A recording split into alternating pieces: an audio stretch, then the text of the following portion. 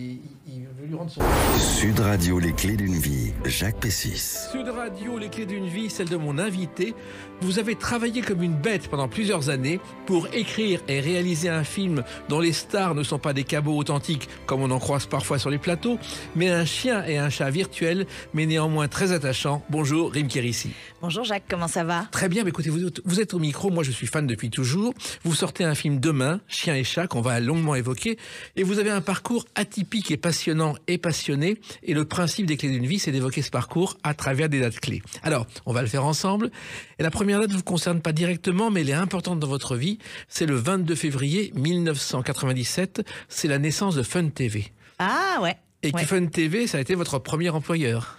Ça a été mon premier employeur, c'est là où j'ai rencontré Philippe Lachaud, c'est là où j'ai commencé à devenir chroniqueuse, à oser prendre la parole, à être filmée et à découvrir une autodérision que je connaissais pas et un métier qui me plaisait, qui était celui de divertir. Voilà. Alors il faut savoir que Fun TV, c'était la première télévision à proposer des interventions des animateurs filmés. Ensuite, grâce à un multiplex et un système analogique, ce que tout le monde fait aujourd'hui, a commencé par Sud Radio, puisqu'on est sur une chaîne YouTube qui a 900 000 abonnés. Voilà.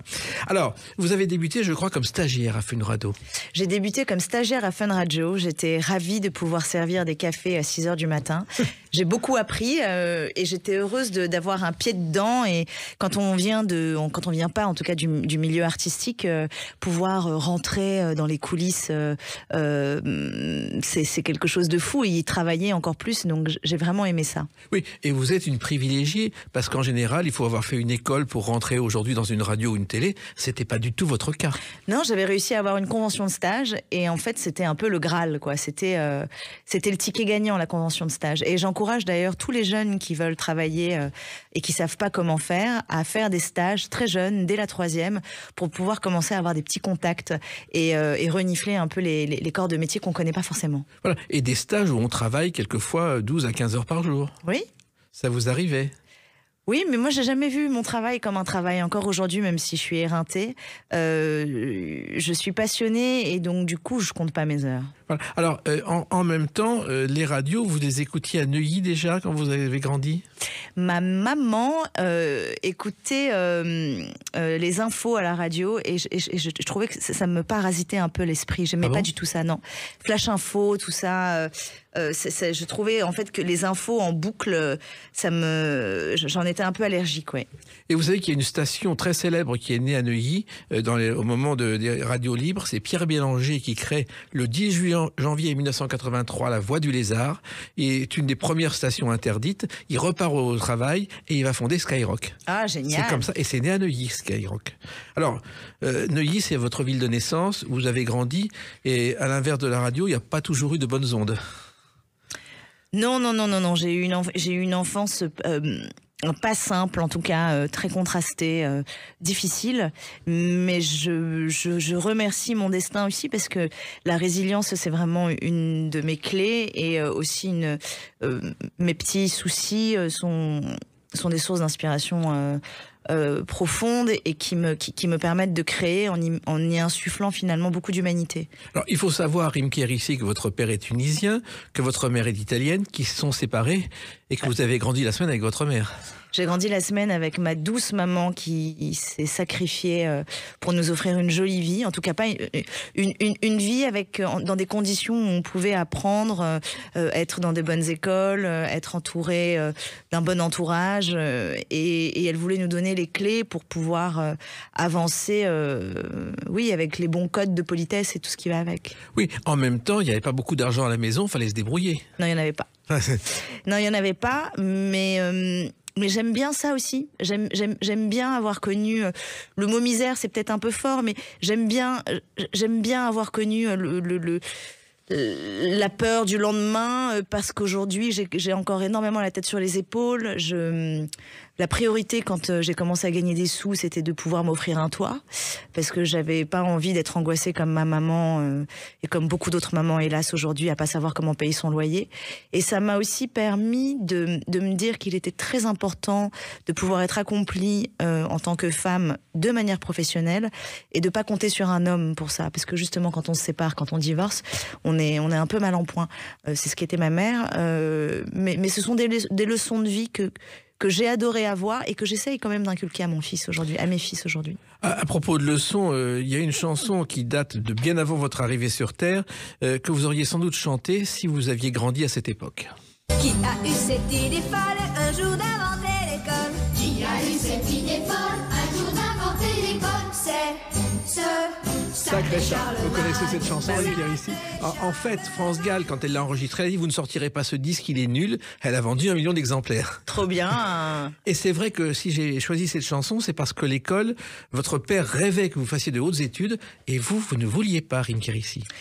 Non, j'ai eu le courage de vouloir vivre ma vie pour moi, très jeune. Et donc, mon papa voulait, de manière très bienveillante, à ce que je fasse de hautes études pour pouvoir avoir une sécurité d'emploi, une sécurité financière. Et c'était pas le travail qui me faisait peur, c'est que j'avais besoin d'être animée. Peut-être que c'est ma nature de devoir être passionnée pour donner le maximum de tout.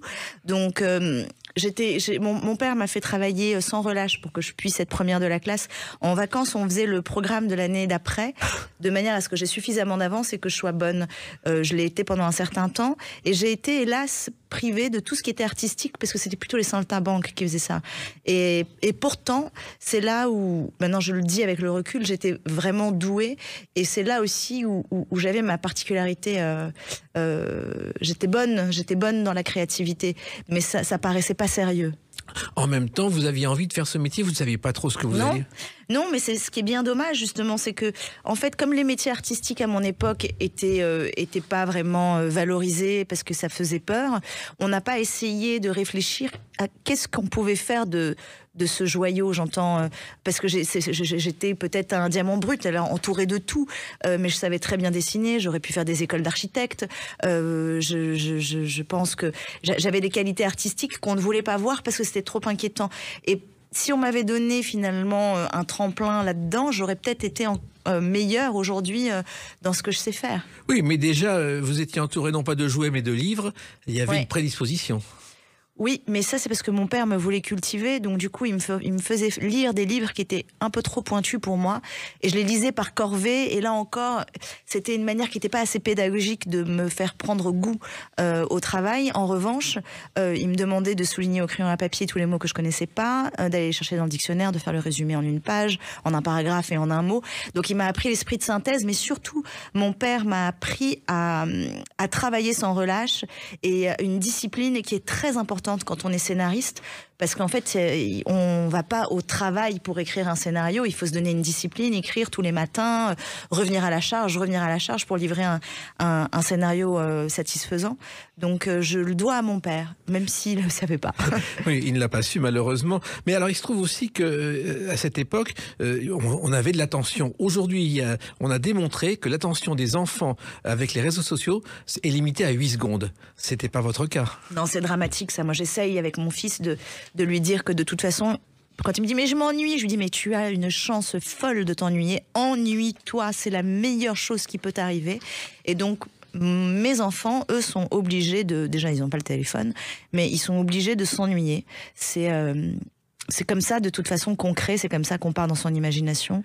Et c'est comme ça aussi qu'on réfléchit, je pense. Et vos vraies classes, finalement, c'est la radio, parce qu'en étant stagiaire, vous avez réussi, et c'était pas si fréquent à l'époque, d'arriver à l'antenne, Rim Kérissi.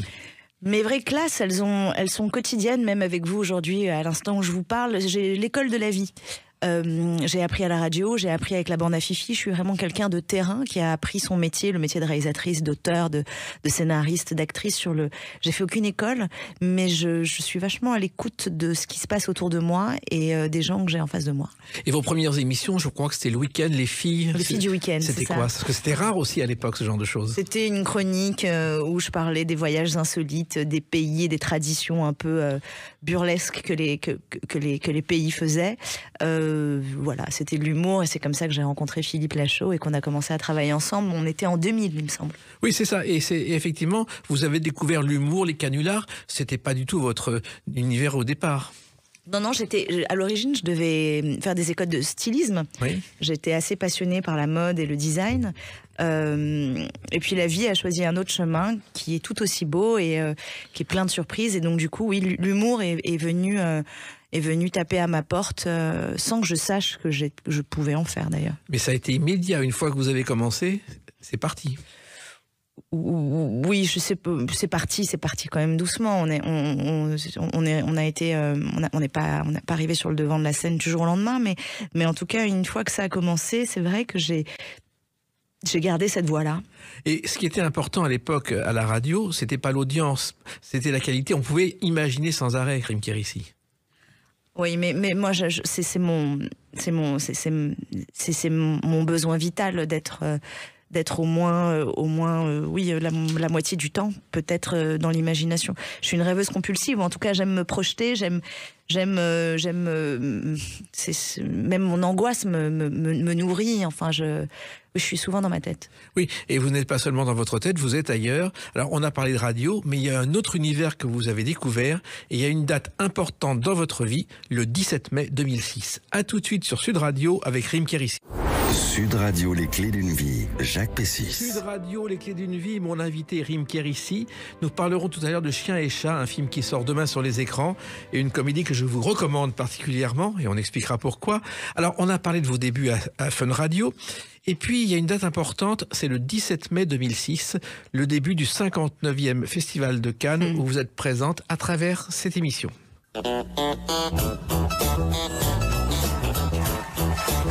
Le grand journal de Canal+, et vous êtes avec la bande à Fifi. C'est arrivé comment, ce passage sur Canal, alors que vous étiez tranquille sur Fun Radio?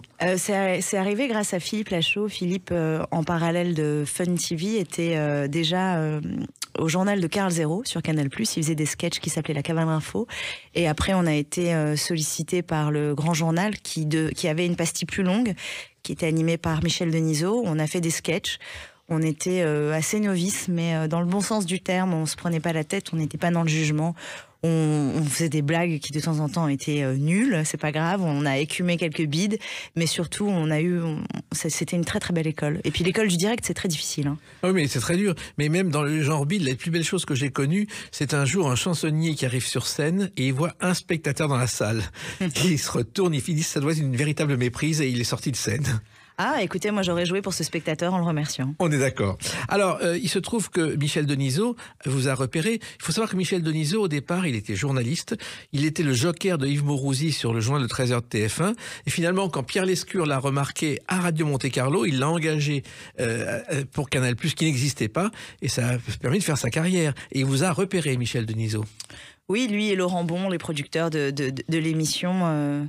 le grand journal, mais c'était une vraie école pour nous. Comme je vous le dis, l'école du direct, de devoir écrire quotidiennement des sketchs, de devoir se mettre en danger quotidiennement en direct face à des invités qui jouaient plus ou moins le jeu, ça dépendait. C'était assez stressant. Et puis c'est une époque où on pouvait encore tout dire sans que les réseaux sociaux s'en mêlent. Ah oui, nous on n'a pas connu les réseaux sociaux et alors on aurait peut-être acquis beaucoup plus de notoriété que les réseaux sociaux aussi. Mais moi, je suis assez nostalgique de cette période sans réseaux sociaux. Oui, parce qu'en plus, on avait le temps d'apprendre son métier sans être jeté du jour au lendemain. Oui, oui. Alors, je crois qu'il y avait l'anniversaire du jour dans les rubriques. C'est ça, l'anniversaire du jour. On souhaitait tous les jours un anniversaire à une célébrité à travers des gags de bon goût ou mauvais goût, ça dépendait des goûts. Alors, si je parle du Festival de Cannes, c'est que c'est à la fois un bon et un mauvais souvenir, parce que vous avez eu un soir, Rim Kérissi, un trou de mémoire. C'était pas au Festival de Cannes que j'ai eu un trou de mémoire, mais c'était quand même au Grand Journal de Michel Denisot. Et du coup, je redoutais que ce trou de mémoire revienne, parce que le trou de mémoire apparaît quand on est submergé par le stress, en fait. C'est ça. Et là, être en direct au Grand Journal, j'étais terrifiée à l'idée que ça pouvait m'arriver. Ça ne m'est pas arrivé, mais une fois qu'on a terminé le sketch, j'ai pleuré parce que j'ai relâché la pression. Mais j'ai trouvé que c'était très très difficile comme exercice. Ouais, en même temps, ce trou de mémoire, c'était quoi? Vous aviez oublié le début du sketch? J'avais oublié la suite du sketch. J'étais arrivée avec Philippe Lachaud, je commençais mon sketch et donc j'ai dit ma bonne phrase et puis après je me suis mise dans la position du spectateur et j'ai complètement lâché le fil du sketch. Et quand Philippe Lachaud dit le mot sur lequel je dois rebondir, je sais que je dois dire quelque chose, mais je suis à la rue. Je ne sais plus du tout de quoi on parle, où on est, qu'est-ce que je dois faire. Et le stress m'envahit, et donc du coup, ça revient encore moins dans ma tête. Et j'ai un vrai blackout, comme on dit. Ça n'est jamais revenu. Et en direct, faire une bourde comme ça paraît très très très long, son moment de solitude. Et comment on fait dans ces cas-là pour se rattraper? Ah je me suis pas rattrapée, c'est Philippe Lachaud qui m'a rattrapée et qui a dit, alors à ce moment-là, tu devrais dire, et j'étais là, ouais. Et je sais que je connais pas la suite. J'étais ailleurs, ça ne remontait pas au cerveau, j'avais un bug. C'est ce qui est arrivé un jour à Édith Piaf sur scène. Elle chantait Mon vieux lycien, et puis finalement, elle a un trou de mémoire, elle reprend la chanson. Elle a eu tellement d'applaudissements qu'elle a fait semblant d'avoir ce trou de mémoire tous les soirs ensuite. C'est quand même très fort. Oui. Et Francis Blanche aussi l'a fait dans une pièce qui s'appelle Adieu Berthe. Il a un vrai trou de mémoire. Il a fait 3 minutes d'improvisation qu'on trouve aujourd'hui sur les réseaux, avec Laurence Riester en racontant n'importe quoi. Et le public était hilar, parce que finalement, le trou de mémoire, ça fait rire le public. Oui, alors là, moi, en l'occurrence, j'avais plus l'air d'un lapin pris dans les phares d'une voiture. On voyait qu'il y avait le cerveau bugué réellement. Hein. Alors, le Festival de Cannes, vous avez découvert cet univers qui est en même temps très particulier. C'est la fête, ce sont des gens sérieux. C'est un autre monde. Avec la bande, on avait du mal à imaginer qu'on était payé, même pas beaucoup, mais on était quand même payé pour venir au Festival de Cannes. On rêvait un rêve éveillé, c'était très particulier. On était dans une genre de bulle assez naïve, mais on n'était pas avec les stars, nous, on était à côté. C'est-à-dire ?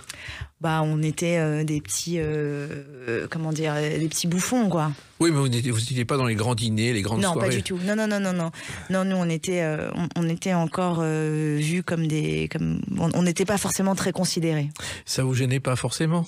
Non, parce qu'on était entre nous et qu'on était ravis et qu'on était quand même en pleine conscience qu'on avait beaucoup de chance d'être là où on était, même si on n'était pas forcément adulés ou respectés, c'est pas très grave. Et ça vous a fait découvrir le cinéma, Rim Kérissi? Oui, ça m'a fait découvrir le cinéma. Oui, nous, en fait, c'est plutôt Philippe Lachaud qui a toujours voulu faire du cinéma. Et un jour, on a regardé OSS 117 et quand j'ai vu ce film, je lui ai dit, tu vois, si un jour je dois faire du cinéma, ça serait pour faire des films comme ça. Et puis, c'est comme si j'avais fait un appel à l'univers. OSS 117 2 était en préparation. Ça se tournait au Brésil. Dans ma tête, j'avais tout l'air d'une Brésilienne. Finalement, j'ai fait une nazie. Mais en tout cas, j'ai décroché ce rôle et et ça a été un vrai tournant dans ma vie. Voilà, on va en parler justement tout à l'heure, mais j'en reviens au cinéma. Le cinéma, enfance, vous n'avez pas le temps d'y aller ou pas l'argent pour y aller? Non, pas l'argent pour y aller. Encore une fois, je vous le disais, l'art n'était pas au rendez-vous chez moi. Oui, on n'allait pas au cinéma, non. Mais en même temps, vous sentiez que vous aviez ce besoin d'écriture déjà ou pas du tout? J'étais bonne en rédaction et j'avais surtout un besoin d'évasion. Comme j'étais pas vraiment très épanouie dans le monde réel et donc du coup je m'évadais dans l'imaginaire. J'avais un chat déjà à l'époque, donc je jouais avec lui, je jouais avec mes poupées, je partais beaucoup dans mon imaginaire et je rêvais à un monde meilleur depuis toute petite. Oui. Alors il y a eu aussi une autre émission, je crois, vous êtes passé sur France 4 comme invité dans La Porte Ouverte. Oui. C'était quoi ça aussi? C'était autre chose. Oh, ça c'était vraiment une virgule d'apparition. J'apparaissais régulièrement dans cette émission, mais elle n'a pas eu il s'est rien passé de très intéressant dans cette émission. Sauf que le présentateur a fait une carrière ensuite, c'était Cyril Hanouna. Oui. À l'époque, il n'était pas grand-chose, personne ne le connaissait. Il allait d'échec en échec. Oui. Il allait d'échec en échec. Je ne sais pas s'il allait dans des échecs en échec. Il faisait quand même des choses. Il était, on va dire, il était moins populaire qu'aujourd'hui. Voilà. Il avait fait un spectacle, un seul en scène au Théâtre Trévise. Et la photo existe toujours dans les toilettes du Théâtre Trévise. Ah oui, super. Alors, le théâtre, ça a commencé aussi parce que la bande, vous vous êtes retrouvés au Splendide. On s'est retrouvés au Splendide sur les pas de la troupe du Splendide, justement. Donc, pareil, là, on a fait une pièce produite par Dominique Farrugia qui n'a connu aucun succès. C'était aussi une période aussi joyeuse que traumatisante parce que quand on est sur scène, on s'inquiète toujours de savoir si la salle est remplie, est-ce que c'est rempli, est-ce qu'on va remplir. Et c'est le côté de l'artiste qui est le plus difficile à vivre, au même titre que quand on sort un film, la veille de la sortie comme aujourd'hui, on est terrifié et très fragile de savoir si le public sera au rendez-vous. Vous êtes une inquiète ? À la veille de la sortie, oui. Mais sinon, dans la vie, non ? Ça dépend. Est-ce que vous avez trop de rêves pour être inquiète ? Je suis inquiète qu'ils ne se réalisent pas. Mais vous faites tout pour qu'ils se réalisent. Absolument. Et ça prend du temps, de l'énergie ? Il y a un côté obsessionnel. Je dois l'avouer, je lâche rien. De toute façon, j'arrive pas à lâcher un projet qui me tient à cœur. Ou quand on me dit non, souvent ça me donne des ailes pour essayer d'aller encore plus haut.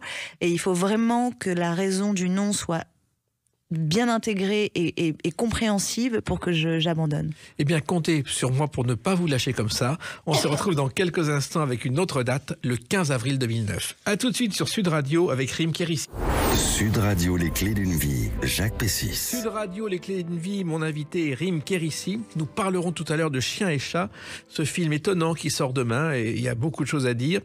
Et puis on en revient à votre carrière. Alors il y a eu Fun Radio, il y a eu la télé, il y a eu le Festival de Cannes en tant qu'humoriste.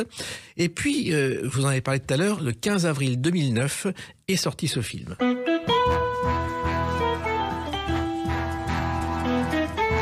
OSS 117 ne répond plus. Je précise que le thème principal, Rio ne répond plus, est un réarrangement de la musique brésilienne Os Grios, composé par Marcos Valles, sorti en 68, année où se déroule le film. Et effectivement, ce sont vos débuts au cinéma, et vous rêviez d'être dans ce film.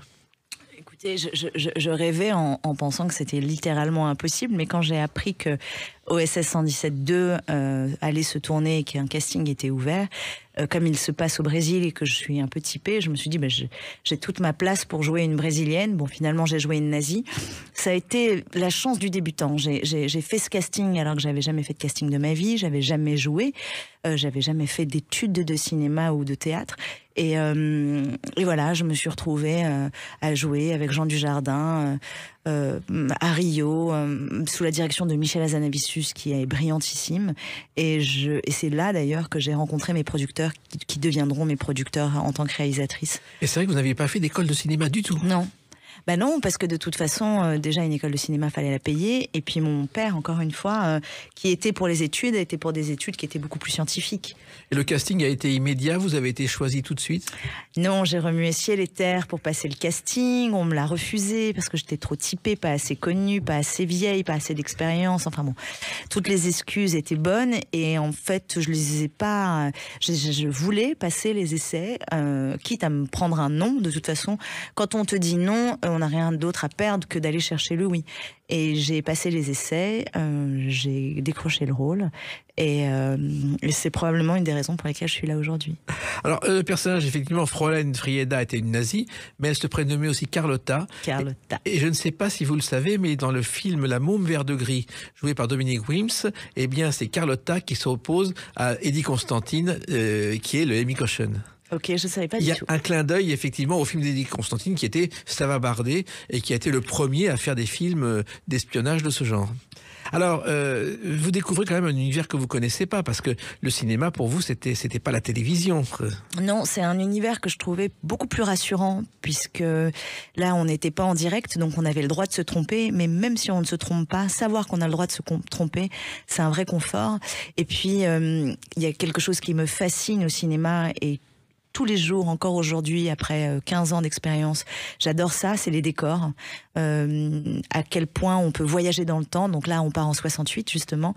Et je commence à avoir un déclic de comprendre qu'on peut raconter une histoire, qu'on peut voyager dans le temps, qu'il y a des personnages séduisants qui peuvent être interprétés par des acteurs, des actrices. La musique du film, enfin, tout me parle. Vous découvrez que vous êtes une raconteuse d'histoire, finalement. Pas encore. Je le découvre sur le tard quand j'écris Paris à tout prix.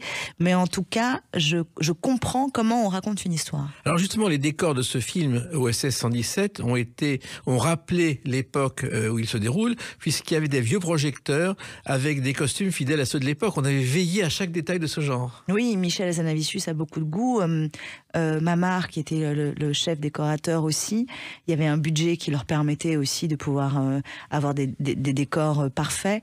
J'aimerais beaucoup revivre cette expérience. J'aimerais, je me rappellerai toujours d'un matin sur Copacabana, qui est donc la plage du Brésil, où je suis descendue 20 minutes avant, juste pour prendre conscience de la situation. J'étais là, voilà. Je me rappelle exactement comment j'étais habillée, l'odeur de l'air, la lumière qui se réveillait, et je me disais, c'est dingue, quoi.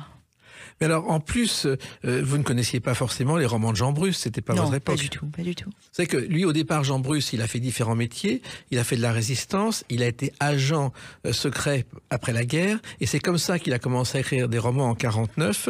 Le premier s'appelait « Tu parles d'une ingénue », et ça a eu un immense succès. C'était le plus grand succès de librairie à l'époque. Il s'est tué en 63, mais sa femme et ses enfants ont ensuite repris le flambeau.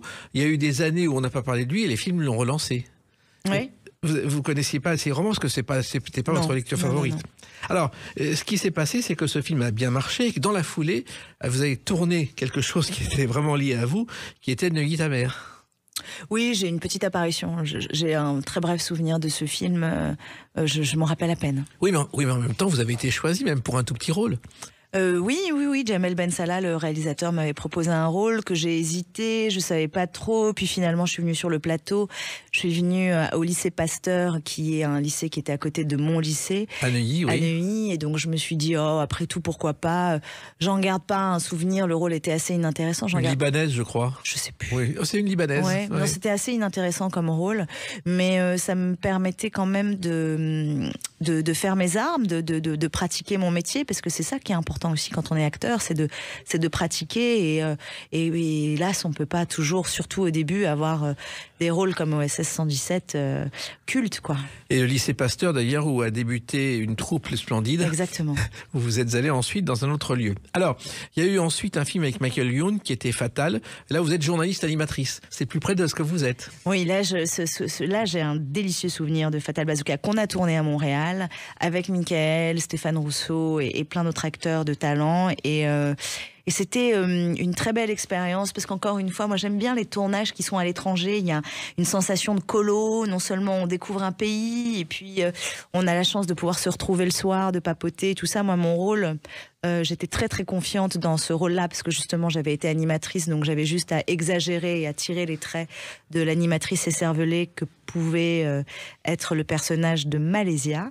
Et je me suis vraiment bien entendue avec Michael, qui est un gros bosseur lui aussi. Et oui, ça a été une super collab. Et qui vient de la télé aussi. Et qui vient de la télé aussi. Mais c'est vrai que c'est une façon aussi d'apprendre son métier en faisant plusieurs films comme ça. Et puis surtout, ça vous a donné le déclic pour faire autre chose, et notamment ce film.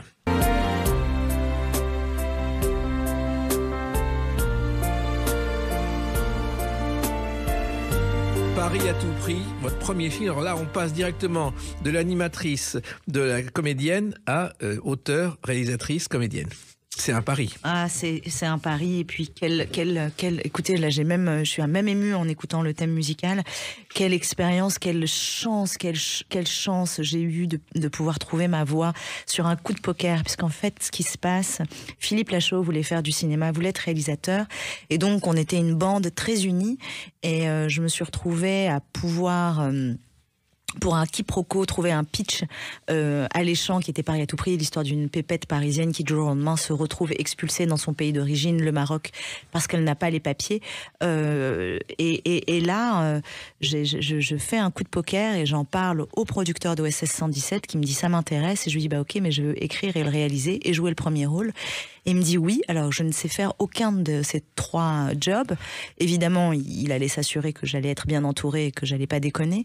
Mais ça a été un moment de vie qui en fait m'a offert le plus beau métier que je pouvais pratiquer, puisque réalisateur, c'est raconter des histoires, les mettre en images, les accompagner de musique, choisir ses comédiens, donc choisir ses poupées. Quand on est enfant comme moi, c'est un peu ça. C'est mon âme d'enfant qui a le droit de jouer à la poupée en géant. Oui, en même temps, je crois que l'idée était née lors d'un festival en Tunisie, non? C'est ça. Pour la petite histoire, en fait, je suis en promotion de Fatal Bazooka et Alain Goldman, le producteur de Fatal Bazooka, note que j'ai un peu de répartie et il me dit « Est-ce que t'écris ?» Et je lui dis « Oui ». J'écris rien du tout, mais je sais que la bande à Fifi veut écrire et donc je lui dis oui. Il me dit j'aimerais bien te lire. Donc là derrière j'appelle Philippe Lachaud, je lui dis vite, faut trouver une idée. Alain Goldman veut lire et on brainstorm comme ça, on trouve pas. Et je suis invitée au festival du film de Tunisie. Je suis d'origine tunisienne de par mon père et là on me bouscule à droite, à gauche et je suis un peu soupolée, perchée sur mes talons et je me dis oh là là, heureusement que j'habite pas ici. Et le déclic, qu'est-ce qui se passe si une pépette comme moi est renvoyée dans son pays d'origine, la Tunisie? Et je me suis dit, tiens, ça pourrait faire un film de comédie. Et c'est comme ça que tout a commencé. Oui, en plus, les expulsions, on n'en parlait pas autant qu'aujourd'hui à l'époque. On en parlait, ça commençait en 2010, on en parlait. Et du coup, c'était un sujet d'actualité qu'on pouvait détourner en comédie, mais avec de la profondeur. Et c'est ce que j'aime faire quand je raconte mes histoires et quand je réalise mes films et que je les écris. J'aime bien avoir une trame de comédie, certainement, mais aborder des sujets de fond, sans quoi je trouve ça un peu vide. Oui, et en choisissant le Maroc plutôt que la Tunisie. J'ai choisi le Maroc pour des raisons esthétiques. J'avais envie de pouvoir contraster la France, notamment Paris, et le monde de la mode qui est un peu blanc, papier glacé, assez froid, avec le retour aux origines au Maroc, avec la patine, de la rouille, de l'ocre. Et donc, artistiquement, j'avais envie d'avoir deux couleurs, deux pays, le Paris et le Maroc, enfin la France et le Maroc, avec deux couleurs très différentes. Et il y a eu un moment très difficile, je crois que vous avez eu un accident qui aurait pu mal se terminer. Oui, j'ai foncé dans la caméra. En fait, le premier interlocuteur que mon personnage a est un taxi, et je voulais que ce soit un taxi qui représente les taxis qu'on peut connaître de temps en temps au Maroc, qui conduisent très mal. Ah, j'ai remarqué, oui. Qui ont en tout cas une notion du code de la route qui est différent du nôtre. C'est le premier qui passe qui a gagné. C'est ça. Et donc là, c'est exactement ce qui s'est passé. L'acteur en question a pris le rôle très au sérieux et me donnait le texte sans regarder la route, et je lui disais devant vous, et il pensait que je jouais bien, alors que je lui disais juste que devant nous il y avait un 4x4 qui arrivait et on s'est pris le 4x4 de plein fouet, et moi j'ai eu la caméra qui m'a explosé au front. Et j'ai eu une bosse. Quand je dis une bosse, les auditeurs se rendent pas compte. C'était vraiment de la taille d'une casserole. Ça prenait tout mon front et le volume faisait au moins ça débordait de 5 cm. C'était énorme. Énorme. Ce qui a été énorme aussi, c'est le film suivant, Jour J, oui. Parce que vous avez continué. Et là aussi, ça a été un vrai succès. C'était une histoire tout à fait originale parce que vous avez réinventé le vaudeville dans une forme différente, Rim Kérissi. Vous êtes bienveillant, merci. Jour J a été mon deuxième film. J'ai abordé un sujet qui me touche, on en a parlé justement, c'était d'être une femme avant d'être la femme de quelqu'un d'autre, et notamment là le personnage de Julia Piaton se marie peut-être un peu trop tôt et peut-être pas pour les bonnes raisons, peut-être pour rentrer dans les codes, peut-être pour satisfaire ses parents, peut-être parce que l'horloge biologique tourne, mais avant toute chose il faut être prête et rencontrer la bonne personne. Donc j'avais envie d'aborder ça, puisqu'à l'époque, quand j'ai écrit, j'avais 30 ans, et j'avais pas envie de me caser avec n'importe qui. C'était un sujet qui me tenait à cœur. Je voyais autour de moi mes camarades de classe, tout ça, qui étaient mariés, qui avaient déjà des enfants, et certaines d'entre elles, je pense, se sont allées trop vite. Voilà. En tout cas, ce film a été aussi un immense succès, parce que ça a confirmé votre talent, parce que c'était un risque, un deuxième film. Oui, je ne sais pas si c'était un énorme succès, si ça a confirmé mon talent. En tout cas, ça m'a permis de déguiser ma réalisation et de me préparer au gros projet que j'avais déjà en tête à l'époque, qui était Chien et Chat. Eh ben, on va l'évoquer justement à travers la date de sa sortie, demain, le 14 février 2024. À tout de suite sur Sud Radio avec Rim Kérissi. Sud Radio, les clés d'une vie, Jacques Pessis. Sud Radio, les clés d'une vie, mon invité Rim Kérissi. Alors, on a évoqué la télévision, vos débuts au cinéma avec ces deux films qui ont bien marché, et puis le 14 février 2024, demain, sort Chien et Chat, dont voici la bande originale. Ooh la la, everybody look at me. 'Cause I'm a deal Alors, ce film, ça innove complètement, c'est-à-dire que c'est une comédie dont il y a des comédiens, mais il y a aussi un chien et un chat qui sont les véritables stars du film. Tout à fait. La chatte Maine Coon Diva, doublée par Inès Reg, et le chien, qui est un bébé labrador, est doublé par Artus. Et ce sont les deux rockstars du film. C'est vraiment un film familial. On a un public de 3 à 75 ans dans les salles, on les a rencontrés et c'était mon rêve depuis toute petite de faire parler les animaux. J'ai habité avec ce chat Diva qui était une source d'inspiration, une muse, qui ressemblait vraiment à un personnage de Disney, et je cohabitais avec elle et je me disais mais j'aimerais bien lui écrire un film. Alors on sait que les chats sont indomptables, donc du coup il fallait la faire en 3D. Ça n'a jamais été fait en France. Au début, mes producteurs étaient assez réticents parce que ça allait m'imposer des années de travail. Ils ne savaient pas si j'étais prête et si j'allais être assez assidue. Et puis, c'est aussi un budget qu'on n'a pas l'habitude de donner à une femme. Mais à force de travail, comme le dit Jacques Brel, il y a un peu de chance, 5%, et 95% de boulot. Et ben, on a vraiment fait les 95% de boulot pendant 7 ans, sans relâche, pour pondre chien et chat. Oui, et c'était d'autant plus difficile que pour réaliser ces effets spéciaux avec le chien et le chat qui sont virtuels, faut le préciser, vous avez travaillé avec des gens qui, eux aussi, débutaient dans le genre. Mais ça ne s'est jamais fait en France. Et aujourd'hui, on est vraiment très fiers du résultat. Les gens nous comparent vraiment aux Américains. Mais on n'a jamais fait un film qui mélange des personnages normaux comme Franck Dubosc, Philippe Lachaud et moi-même dans un décor qui est le Canada. À l'intérieur, on a intégré deux stars virtuelles. Donc il fallait se projeter. Il a fallu travailler sur des storyboards animés avant le tournage, enregistrer les voix des acteurs avant le tournage pour pouvoir minuter tout ça, et après tourner comme un vrai film. On était au Canada, donc on a tourné quand même par moins 37 degrés. Tout le monde a été très courageux. Et une fois qu'on est revenu, alors qu'un montage classique d'un film se fait en 3 mois, nous on a mis 2 ans parce qu'il a fallu intégrer nos 2 stars, nos 2 bêtes virtuelles à l'intérieur des décors qu'on avait filmés au Canada. Oui, il y avait même une chose particulière, à certains moments, il fallait des peluches pour remplacer les comédiens, c'est-à-dire le chien et le chat. Oui, on avait besoin, en fait, pour pouvoir diriger nos regards ou pouvoir avoir une notion de la taille du cadre. Il fallait qu'on ait on appelle ça des doublures ou des gabarits, qui nous permettaient un peu de pas filmer n'importe quoi, et pas filmer. On filmait 30 secondes quand on avait besoin de 20 secondes utilisables, mais voilà, on filmait du vide à l'origine, donc il fallait quand même se projeter. C'est une folie. Vous avez cru à certains moments que vous n'y arriverez pas ? Alors j'ai toujours eu la foi, parce que je croyais en ce rêve, et puis j'étais convaincue qu'on était capable d'y arriver. Évidemment, j'ai été plus d'une fois découragée, j'ai pleuré, j'ai douté, mais j'ai jamais perdu la foi.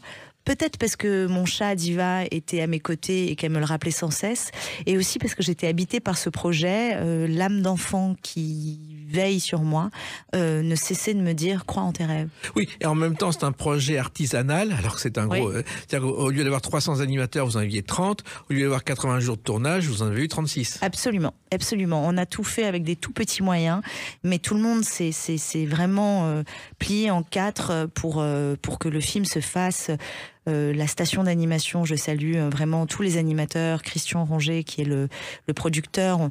On s'est donné à fond, Moi, j'ai donné 7 ans de ma vie, j'ai sacrifié de temps en temps mon rôle de maman pour pouvoir être présente sur ce bébé qui est chien et chat.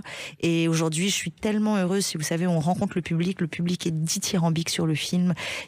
Pour certains, c'est le premier film qu'ils ont vu de leur vie, je parle des petits. Et pour d'autres, les parents sont très contents parce qu'ils disent, moi, j'ai amené mon enfant et finalement, je me suis éclatée parce qu'il y a quand même Philippe Lachaud, Franck Dubosc, il y a des gags. On voyage au Canada, il y a des cascades, il y a de l'aventure, il y a du suspense, donc il y en a pour tous les goûts. Oui, alors l'histoire, faut la préciser, vous êtes au départ Monica, qui est une star d'internet grâce à son chat. C'est ça, j'ai voulu un peu m'amuser des réseaux sociaux et on sait que les influenceurs sont très connus en ce moment, et de temps en temps il y en a qui sont connus pour leurs animaux, et en l'occurrence Diva, le personnage chat qui est la rockstar du film, perd sa maîtresse et elle rencontre en fait un chien. Donc en gros c'est l'histoire d'un chien et d'un chat qui perdent leur maître et qui vont devoir s'allier pour les retrouver. Le maître, c'est Franck Dubosc et moi, Rim Kérissi, et nous-mêmes, on est très différents. Donc c'est deux couples, en gros, que tout oppose, diamétralement opposés, qui vont devoir allier leurs forces et leurs différences pour pouvoir retrouver leurs maîtres respectifs. Alors, avec Franck Dubosc, vous avez lui donné un rôle très différent de Camping Paradis. C'est presque un contre-emploi pour lui, puisqu'il est un voleur qui va faire tout ce qui est possible et imaginable pour vous aider et s'en sortir. C'est un gentleman cambrioleur à l'anglaise, et du coup, j'ai soigné son look. Il est extrêmement beau, vous le verrez. Et puis, c'est aussi un contre-emploi pour Philippe Lachaud, qui a toujours joué les gendres idéal et les gentils gars, et là il joue le méchant, donc mais le méchant drôle évidemment. Donc du coup oui, j'aime en fait sortir de ma zone de confort et embarquer aussi les autres avec moi dans une zone qu'ils ne connaissent pas. Et puis il y a des scènes de cascade, ce qui n'était pas facile à réaliser. Je crois qu'à un moment Philippe Lachaud est tiré par une voiture, c'est pas simple à faire à l'écran. Oui, il y a des sauts de plusieurs mètres de haut sur des buildings new-yorkais. Il y a des cascades avec des voitures, des cascades avec des surfs. J'ai voulu offrir aux spectateurs français un spectacle à plusieurs rendez-vous. Donc des cascades, de l'aventure, des beaux paysages, des animaux, des dialogues, des vannes, voilà. Et des décors, parce que je crois que le Canada vous tentait, et notamment les lacs. Oui, j'ai vécu au Canada il y a quelques années et j'ai été frappée par la beauté des décors là-bas, surtout en hiver. Tout est enneigé et je me rappellerai toujours de ce moment. J'ai traversé un lac gelé en motoneige et ça ressemblait à un plan de cinéma, comme un travelling. Et je m'étais dit, j'aimerais beaucoup filmer là. Et d'ailleurs, je trouve que la scène la plus réussie du film, c'est la scène du lac.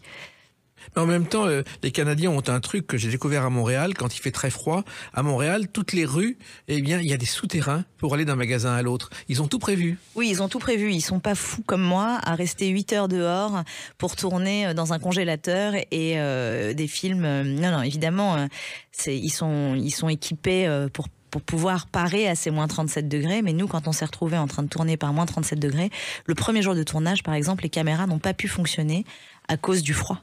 Et je me souviens d'un invité qui était à Montréal. Il a eu le malheur de laisser ses disques 33 tours dans le coffre de sa voiture. Ils étaient congelés quand il a ouvert le coffre de sa voiture. Ah oui, non mais on tient pas. C'est assez inhumain. Moi, le soir, après chaque jour de tournage, je me prenais des bains à l'aspirine. Tellement j'étais contractée de froid, de stress. Ça a été un tournage très éprouvant. Ça se voit pas du tout à l'image. Ce qu'on voit à l'image, ce sont des très très beaux paysages. Et c'est ce qu'il fallait. Alors, les animaux qui parlent, finalement, Disney l'a créé au départ, avec notamment Donald, qui était au départ un type qui avait fait de la pub pour le lait et que Walt Disney a repéré avec sa voix. Mais c'est pas évident d'écrire des dialogues dignes de dessins animés pour un chat et un chien. Pour moi, ça l'est. Pour moi, c'est évident d'écrire des dialogues pour les animaux parce que je vis avec eux depuis toujours et j'ai l'impression qu'ils me parlent. Donc, leur donner la parole avec notre langage à nous, ça coulait de source. Je suis une enfant, je parle aux animaux. Dans la rue, quand je marche, je salue les chiens. Je passe pour une folle, mais je dis bonjour au chien et le chien me répond et on se comprend. Donc, ils sont comme nous, on est des animaux. Hein. Et la première série à la télévision, je ne sais pas si vous le savez, Rim Kérissi, où il y a eu des animaux, c'était celle-ci. Approchez tous les amis, les grands et les petits, regardez bien.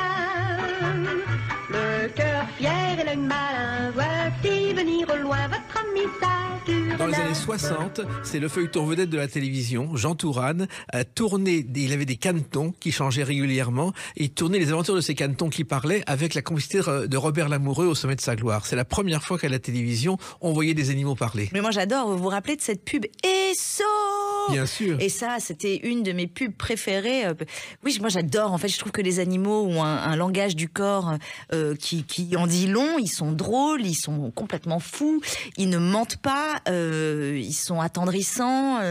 Et puis l'avantage dans Chien et Chat, c'est qu'on a fait un design qui nous a permis quand même de les anthropomorphiser. Quand j'entends anthropomorphiser, c'est-à-dire qu'ils ont quand même, malgré tout, des expressions humaines qui fait qu'on s'identifie à eux. Alors, ce qui est étonnant aussi, c'est le suspense. Jusqu'à la dernière image, on ne sait pas ce qui va se passer.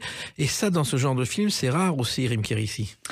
J'ai essayé de tenir un rythme déjà parce que je sais que les enfants ont besoin d'être captivés. Donc le film fait que 1h20 et évidemment le rythme est très très très très très tenu. et vous n'avez pas le temps de cligner des yeux. Oui, c'est un road trip rocambolesque, déjanté, pour les grands comme les petits. Et il a fallu l'écrire tout en musique. Je crois que vous écrivez avec toujours un fond musical. J'écris de certaines scènes en musique et elles me donnent en fait un mood, un état d'esprit pour écrire la scène, et ça m'aide beaucoup pour les scènes d'émotion. J'écris en musique, oui, souvent. Et puis il a fallu trouver sur Instagram des images de chats. Ça a été un gros travail, ça aussi. Alors, pour pouvoir documenter les animateurs, même si j'étais pas sûre à 100% que le film allait se faire, durant les 5 années qui ont été la pré-production du film, soit je prenais des photos de mon chat Diva sous diverses poses qui pour moi étaient différentes expressions, soit j'allais sur internet et j'enregistrais toutes les vidéos qui allaient en fait nourrir les animateurs de voilà comment je veux qu'il tombe, voilà comment je veux qu'il parle, voilà comment je veux qu'il renifle, voilà comment je veux qu'il remue son popotin, et ils avaient en fait du coup des références pour tous les plans quasiment, et si c'était pas le cas, c'est moi qui me mettais à mimer. Il y a eu beaucoup d'avant-premières dans toute la France. Oui, beaucoup d'avant-premières. Vous avez fait la tournée. Beaucoup d'avant-premières dans toute la France, et d'ailleurs pour tous les auditeurs qui m'écoutent, je les remercie pour leur soutien, leurs mots bienveillants.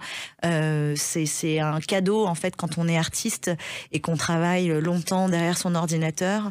Le Graal, la carotte plutôt, c'est de se dire un jour je rencontrerai le public, un jour le public sera là et recevra ce film, et là c'est le cas en ce moment. C'est la meilleure partie d'un film, c'est juste avant sa sortie, quand on ne sait pas encore quelle est sa sentence, et qu'on se dit que tout est possible et qu'on a quelques retours du public positifs. Et offrir du rêve aujourd'hui au public, c'est un privilège, Rim Kérissi. Ah oui, écoutez, je ne savais pas que ça allait être mon métier.